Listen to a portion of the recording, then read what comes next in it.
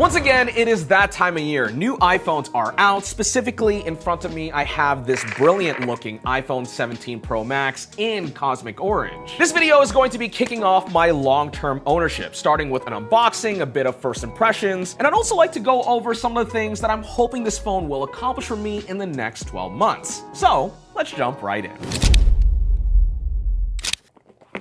You'd think after doing this for a couple of years, I'd be better at that. Damn, that is very, very bright. I'll be real though, especially as someone that's a bit partial to the color orange, just the fact that I've been requesting Apple to do some kind of bright color for the Pro line for quite some time means that I absolutely had to get this one. It definitely doesn't hit everyone in the same way, especially for preference, but I will say that most people will probably like the blue in person. I think it actually works in pretty much most lighting, where the orange, I think, works in like 60 to 70% of lighting, and the silver, for some reason, seems like an outdated Mac product from like 2004. Though with all that being said, honestly, that's totally fine with me since I do use this phone for work, and all it has to do is be functional. And this new aluminum unibody design this year is supposed to be that. Plus, I really like the fact that the camera plateau, apart from being wider this year, is actually full metal as opposed to the glass that we've seen in the past, which should make it easier to clean. In fact, taking a look at the camera plateau on my 16 Pro Max after a year of use, you'll see that apart from the smudges on the lenses themselves, the glass surrounding those lenses have a bunch of pits and scratches on them. That could have came from a number of things. I've dropped this phone a lot in the past year. Additionally, maybe there were some more abrasive particles in my pocket. I don't exactly know. But whatever the case might be, this camera plateau being all metal on the 17 Pro this year should have huge implications for durability long term. Peeling the protector on the front, this screen is actually kind of interesting this year because this is the new version of Ceramic Shield, which yields a lot of benefits apart from better scratch resistance and better durability for things like drops and whatnot. Apple is actually touting better anti-reflectivity. Try saying that multiple times over. Anti-reflectivity. Comparing the 16 Pro Max to the 17 Pro Max in this regard, I'm going to try to get our studio lighting in the reflection with our top-down camera here. And yeah, that is a pretty decent change. Now, it's not as extreme as Apple suggested in their keynote, but if I were to compare it with a phone that does a really good job at this, the S25 Ultra, and with the same test, yeah, the Samsung is definitely better here. As I turn this phone on, the in-hand feel is quite nice. I love how smooth this aluminum is, though it might not be the grippiest texture, especially compared to the iPhone 17 Air. Granted, that is a glossier finish, which is prone to fingerprints, but I do wish, especially for the Pro phone, that this could have a fair bit more grip, though honestly, most people would probably rock a case on this anyway, so it is what it is. Also, something that I didn't really notice looking at the pictures online that I'm just realizing now that I have this phone in front of me is the fact that at the very least on the US models, we have the millimeter wave 5G antenna on top. I mean, don't get me wrong, functionally speaking, this is the best place to put it, but it just doesn't look aesthetically pleasing, especially with the off-color plastic. But again, that goes to the theme of this new design of the 17 Pro and 17 Pro Max,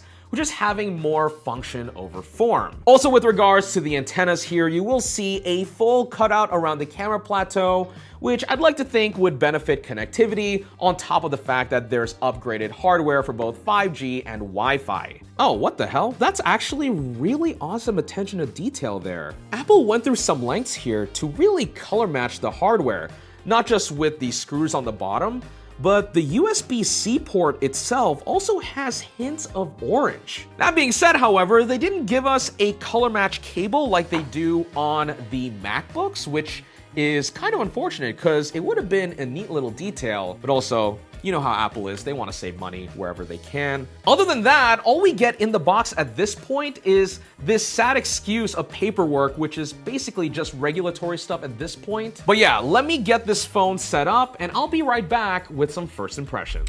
Before I continue on, this portion of the video is brought to you by Widgetsmith. If you are anything like me and love customizing your iPhone, Widgetsmith is absolutely essential. With over 100 million downloads on the App Store, it is one of the most popular iOS customization apps of all time, and for good reason. Widgetsmith lets you create widgets for your home screen, lock screen, and control center. You can easily display your calendar, favorite music, weather, or photos right where you want them. And what is especially cool is how this app has been redesigned for iOS 26 to work perfectly with that new liquid glass interface. The app features over 150 preset themes with seasonal drops throughout the year, but you also have all the tools to create your own custom themes. Plus, there are downloadable wallpapers built directly into the app, and Widgetsmith can automatically match your widget themes to whatever wallpaper you choose, whether it's from their collection or your own photos. Personally, I've been using their photo widget on my home screen for years. In fact, longtime viewers of the channel may have actually spotted this widget in the past, which features my old VTuber Kentama back from when I was streaming on Twitch. Every time I unlock my phone and see this little guy, it brings me back to some fond memories of that whole era, which ultimately led me to pursue Denki and the content you are actually watching right now. It's personal touches like these that can truly make your device feel like yours, and that's what Widgetsmith ultimately enables. If you're curious about it, you can download Widgetsmith today by going to widgetsmith.app/Denki. There you will get 1 month free of Widgetsmith Premium with tons of additional theming options and interactive widgets. Additionally, if you are inclined, the app is also available totally free on the App Store. Huge thanks again to Widgetsmith for sponsoring this portion of the video, and now back to our iPhone 17 coverage. Okay, so I've had a couple of hours to gather some initial impressions on the 17 Pro Max. This isn't going to be a very comprehensive look. Obviously, you'll have to wait for my real-world full review coming in a few weeks once the dust has settled. Definitely subscribe to the channel so you don't miss it. But for now, here are some of the things that stood out to me day one. To start things off, my thoughts on the feel haven't really changed all that much. It's still comfortable to use, especially with the smooth, rounded edges. Though at least while I'm in my honeymoon period, I did pick up this Beats case in an even brighter orange color. Construction cone maxing. Okay, maybe it's a bit much, but apart from the steep price tag on this, the dotted texture on the back does help quite a bit for grip. Still, I'm probably gonna shop around for another option down the line, but for now, I really like it. Okay, now setting up iPhones are never really fun because they take quite a long time to do, which can work against you, especially when you're trying to shoot an entire video on the thing. But low-key, what this allowed me to do was get a good glimpse at what the heat dissipation is like on it. You see, because this 17 Pro Max is far from being acclimated to my normal use,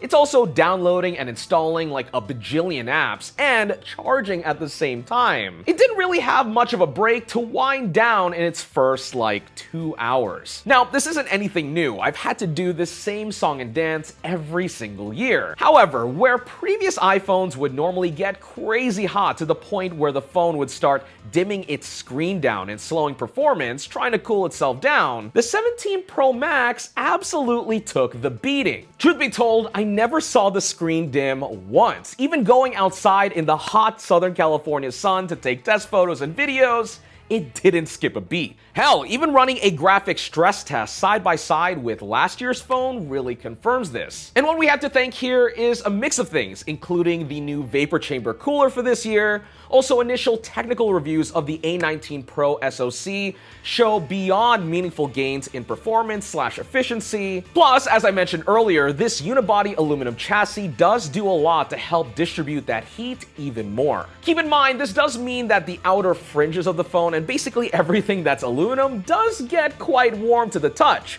as you can see from this thermal image we took of the device. But at least for now, the phone has not gotten uncomfortably hot to hold, and if you certainly throw a case on it, you probably won't even notice. For the 17 Pro Max, I'd be curious to see how well the thermals, power, of course, battery life, and performance hold up long term as I play some games and make content on it. Alright, the next thing that really piqued my interest with the iPhone 17 Pro are the cameras, namely two additions that stick out to me right off the bat. Starting off with our rear camera cluster, both our 48 megapixel main and ultra-wide lenses are basically the same as last year, with some minor tweaks to the processing pipeline. With that said, the difference is negligible, aka these cameras are beyond solid and fairly flexible in looks thanks to iOS's built-in tone adjustments. But what is really upgraded is the telephoto camera, because now it has a much larger 48 megapixel sensor, up from 12 last year. Not only does this give you a slightly wider field of view than the 16 Pro Max's 5x lens,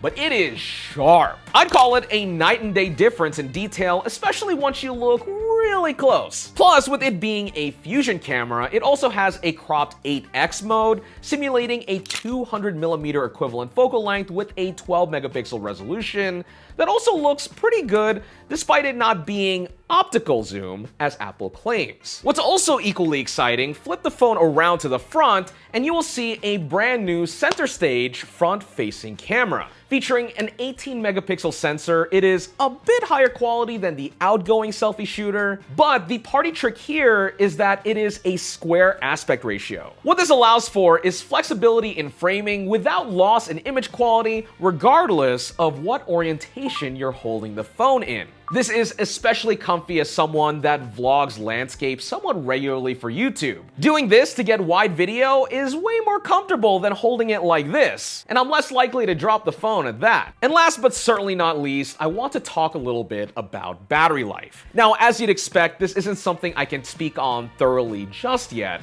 but based on tests I've seen online from other creators with early review access, surprise, surprise, the Pro Max is the longest lasting of the iPhone 17 series. In fact, our friend the Tech Chap has this great test on his channel, with his review unit getting nearly 8 hours of screen on time in mixed use. However, something rather interesting to talk about is the fact that not all 17 Pros and Pro Maxes are made equal, with there being slightly more capacity in eSIM-only models versus their non-eSIM equivalents. The reason for this, Apple says, is to take advantage of what would otherwise have been empty space inside the phone. Now, for those that are new and unfamiliar with iPhones, this isn't something that you can just choose to buy at the store. It is mainly dictated by Apple and what they want to roll out in your country. Here in the US, we are eSIM only, meaning we get the extra battery life. But if you want otherwise, you'll have to import it. However, in theory, for my US phone, this amounts to about a 265 milliamp increase in battery capacity, taking the US 17 Pro Max over the 5,000 milliamp hour threshold, which is pretty cool. Again, I'll probably need to test this out once the dust settles to really say for sure, but I think this phone is going to be a battery beast. Beyond that, I'm also looking forward to testing out the connectivity on this phone, especially over 5G. Apple claims they have new hardware in here that improves both power efficiency and performance, but generally speaking, this has been an area that the iPhone has lagged behind in, especially against the Android flagships that I've tested out this year. But at the very least, I'm hoping for quicker speeds. Let me know, what else do you want to know about the iPhone 17 Pro in the comments below? It'll definitely be helpful for my upcoming review. And otherwise, thanks for watching this video on Denki channel.